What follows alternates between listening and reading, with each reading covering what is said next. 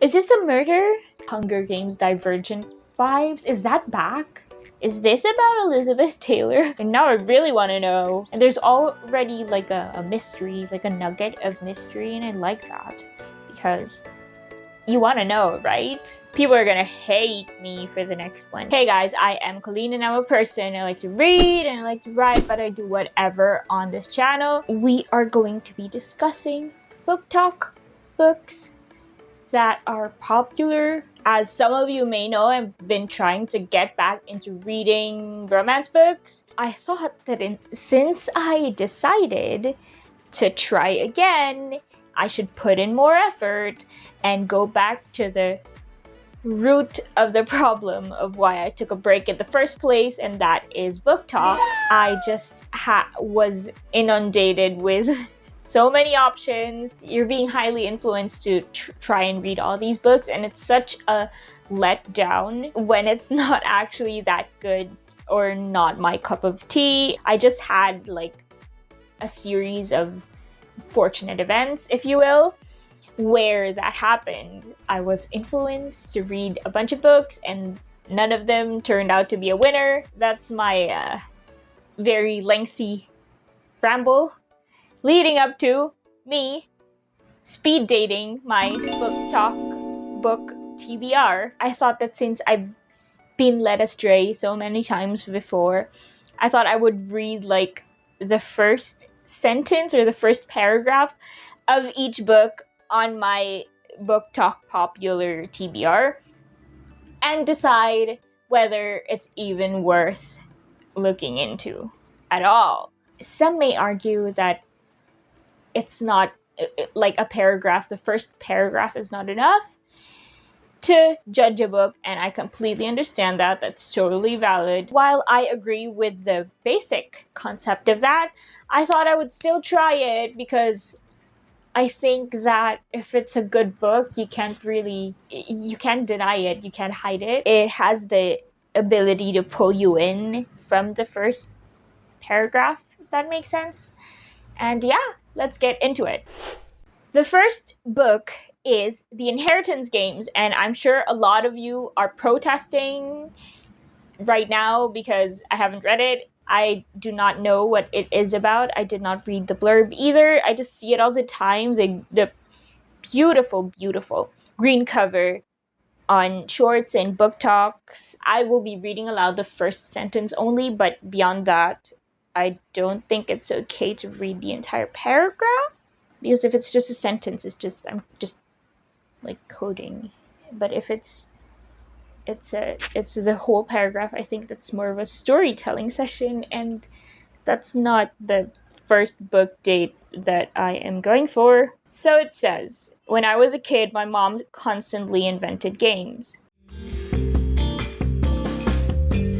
Okay, that's pretty interesting. See what I'm talking about? It really actually pulled me in from the first paragraph, and I think it's not as common as you would think. You would think that's a given, but not all books are like that. It's such a relatable thing. It's talking about like the different games that you would play as a kid. It's like a once upon a time where everyone can get involved just because everyone relates to this kind of thing happening. Just the title as well, The Inheritance Games.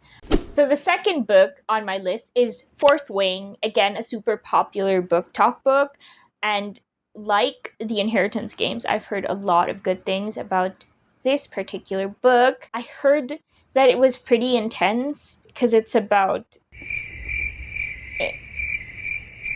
dragon riders, I think, if I'm not mistaken. I just remember hearing that it has some kind of dangerous survival-ish aspect to it.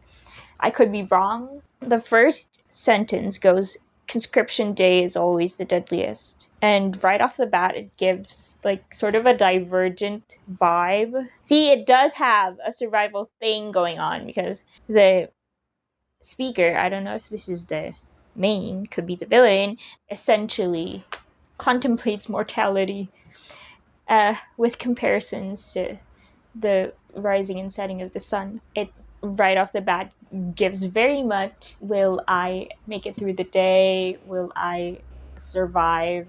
Sort of a feel. It definitely puts you in a sort of a anxious mood as a reader, because you already know that there's danger right from the first sentence. No complaints here. I just don't know if I want to be anxious. The next one is Icebreaker by Hannah Grace. It's about figure skaters, and it is a very, again, ever-present booktok book, and it's very much hyped by everybody. I gotta say, I'm a sucker for books that start with dialogue instead of a very, very long paragraph. Especially with like fantasy books, they tend to info dump. I get it, because you're trying to build this whole entire world for the readers to get the context of everything that you will be saying moving forward. But I don't know. I just like the immediacy of the dialogue. Did I mention that this is about figure skaters? Because it is.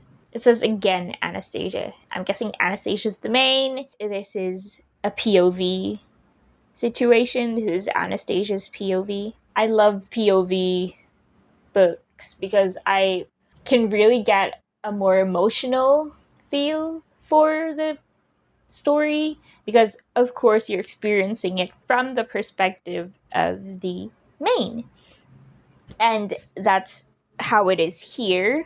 This girl seems to be training and being made to practice a routine repetitively. Of course, there's not going to be romance right off the bat. It's like the first paragraph. But yeah, she seems to be annoyed. I'm neither here nor there with this one. People are gonna hate me for the next one. The next one is A Court of Thorns and Roses, ACOTAR. You don't need me to preface this by saying that it's popular, it's everywhere, because you know that it's popular and it's everywhere. So I'm just going to find the first line. This whole series, actually, is pretty popular on BookTok. You know those compilations where people say books that I will accept no criticism about ever?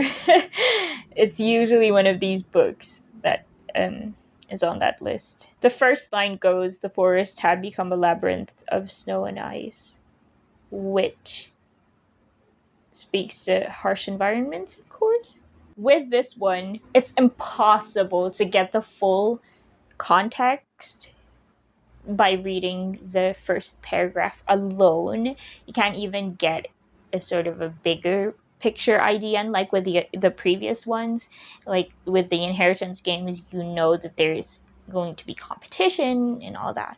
But with this one, it's very much a fantasy, and the first paragraph is more like, this is the world, this is what it is. It's more of describing the environment and the general vibe of the world, which happens a lot in romantasy books, but I can't really tell if it's exciting or not. With Fourth Wing and this one, ACOTAR, I'm kind of getting like a Hunger Games Divergent vibes. Is that back? It was a big thing after like the Hunger Games Divergent era. There was Maze Runner. There was a lot of books and series like that, and it went away for a bit. But I am noticing a lot more romantasy books having to deal with this kind of vibe, like a dangerous, I could be dead at any moment vibe.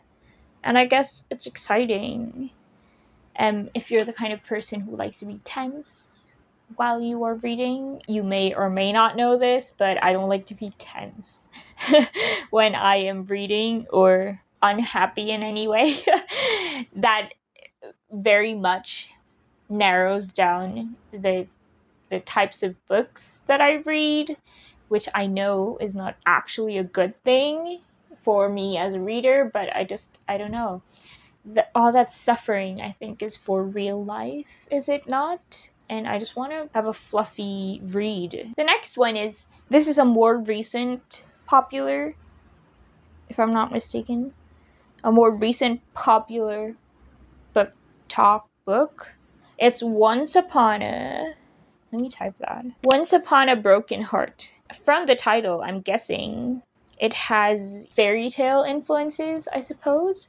I've been seeing a lot of fairy tale reinterpretations, and the titles are always, you can tell that it's a fairy tale reinterpretation, like All Men Are Frogs. You know, that's like a Princess and the Frog situation. The first line is, the bell hanging outside the curiosity shop knew the human was trouble from the way he moved through the door. Okay, so that was the prologue. That wasn't really the first chapter. I was a bit confused. The actual start is, you know, those ones where it's like a newspaper article or like a diary entry. They do this, and I really, really get a kick out of it because it's like a departure from the norm. And I like that. This one is a newspaper article style situation talking about a door that has disappeared. And yeah, it's pretty exciting actually. And there's already like a mystery, like a nugget of mystery, and I like that because you want to know, right? That's what gets you to read. And I think that's a great hook, and I will definitely be reading this. The next one that I'm going to be looking into is The Seven Husbands of Evelyn Hugo. And you already know that it's going to be good because the title acts as the hook. It really already hooks you in because 7 husbands. I will be reading the first line now. Again, this one is an article type start. The first line is, film legend and 60s it girl Evelyn Hugo has announced that she will auction off 12 of her most memorable gowns through Christie's to raise money for breast cancer research. This is part of the article. Hooks you in right off the bat. I know that this is going to be some sort of glitz and glam, maybe Hollywood. Doesn't say she's an actress, but she's got to be some sort of influential person. And if we're going by the first line and the title, if you put those together, it sort of gives an Elizabeth Taylor, Marilyn Monroe sort of a vibe, where there's this like bombshell old Hollywood actress. And yeah, I think, didn't Elizabeth Taylor also have like 4 or 5 husbands? Is this about Elizabeth Taylor? And now I really want to know, but I don't want to leave you guys hanging. But I will definitely read this later. The next one on my TBR is People We Meet on Vacations by Emily Henry, and I have been very much apprehensive about trying another Emily Henry book, not because Beach Read was not a good book. It was a good book. But for a romance with that kind of like the cover and the title, I felt a little bit blindsided because there were some themes that were kind of heavy in the book. It's not as fluffy as the cover would make you assume. And yeah, I thought it was kind of a honey trap in that sense. So I have been very cautious about Emily Henry books, but it's really always well written. I've been seeing People We Meet on Vacation a lot. Again, the cover of People We Meet on Vacation is like orange, and it's vector style. It looks really fluffy and light, and I don't know. The first line of the prologue goes, on vacation you can become anyone you want. Again, relatable for everyone. Of course, when you go to a different foreign place for like a holiday or something, there's this vibe that you kind of feel to yourself. Oh, maybe I'm going to have an adventure here and I'm the mysterious, not from around here person. And yeah, I think that's sort of exciting and something a lot of people can relate to. So you wanna find out what happens on the vacation. This is the prologue is summer 5 years ago. Yeah, I just said that. The first paragraph is basically talking about when you are on holiday, you sort of get into another version of yourself. I don't know what the general theme of the book is because I did not read the blurb. This is very much a blind date. If it's Evelyn Henry, I think there would be at least some romance in this. Maybe they met 5 years ago and then met again. It's kind of an almost trope at this point, but I wouldn't put it past Emily Henry to surprise us with a curveball. But I don't know, maybe. The next one is The Dead Romantics by Ashley Poston. And did she write... Hold on. Did she write The 7-Year Slip? Yeah, she did. I remember that The 7-Year Slip had really good reviews. It had a time travel sort of a theme. I don't know about this one. But the first line goes, in the back corner of Days Gone Funeral Home. Oh my god, it's Funeral Home. I will definitely be reading this. Obviously, this is fictional. This is fictional funeral homes. What's the book? It was in Ireland. She was a cartoonist. And he was an undertaker. Morbidly Yours. I really liked Morbidly Yours, which was relatively a light read in contrast to the job of one of the mains, which is an undertaker. But yeah, I like that sort of a fall, walk through a cemetery, gloomy kind of a vibe, if that makes sense. I'm just throwing visual cues at you. I don't even know if you can see what I am seeing in my mind's eye, but yeah. Fall, spooky, ooky spooky, Halloween-y feel.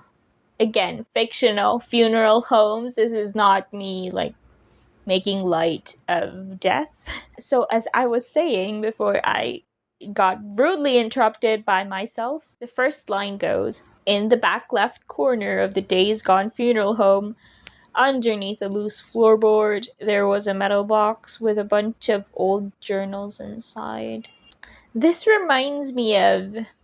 Was it... I could be mistaken here, but was it To All the Boys Who I Loved Before, where she wrote letters to all her past crushes? She had a crush on this person and was ready to forget them. She would write a letter and put it in a box. This kind of gives that vibe.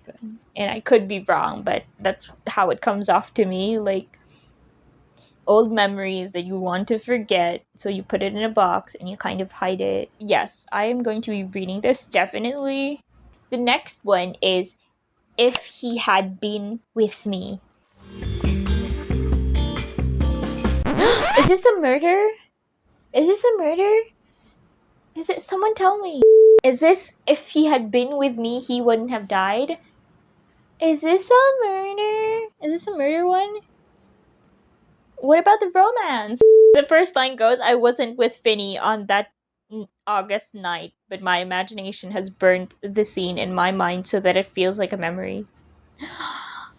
Missing person? Why is this giving 13 Reasons Why to me? Where you gotta retrace. There's a tragic situation and you gotta retrace the steps of all those involved and sort of follow each mystery of how every one of the characters relates to this tragedy. That's how it's coming off to me. But it is interesting. And I do want to read it. The next one, I noticed it because of the cover again. It's everywhere. If you see these covers over and over, it gets burned into your brain and you can't get it out. It's just you're brainwashed. There is no war in Bossing Say. And the next one is From Blood and Ash by Jennifer Armentrout. Where have I heard her before? Her books. I think she has a very popular series, if I'm not mistaken. Is this a part of that series? I think this is Romantasy. Okay. Disney Hyperion? Is this? Oh no, if this is YA. I just read about the author. And I saw Disney Hyperion. It just jumped out to me. And I know that Hyperion is like more of a YA publisher. Okay, adult. Okay. Again, dialogue as the first line. They found Finley This eve, just outside the blood forest, dead. I like it. It's nice. I did not mean to sound like monotonous, but yeah. It is nice. Because right off the bat, there's a mystery. Why is this person dead? Why is he outside the forest? And the person speaking's like, meh, I didn't feel anything. I don't feel agitated or emotional at all. I don't know, maybe the speaker is like hardened by experience. But yeah, it's pretty funny. I mean, I don't think that's what it's going for. For now, my priority list is definitely Once Upon a Broken Heart, The Seven Husbands of Emily. Who? The Seven Husbands of Evelyn, Hugo, and The Dead Romantics. And If He Had Been With Me. Yeah, of course I will read everything else, but just those are the priority ones. That was pretty random. I do not want to lie to you and say that I've read a book, but when I didn't, so it's just a lot of TBR while I'm in a reading slump, but I hope that I can get into reading again, and I hope you do too. I hope you enjoyed the video. Like, comment, subscribe if you want to, and I will see you guys next time. Bye.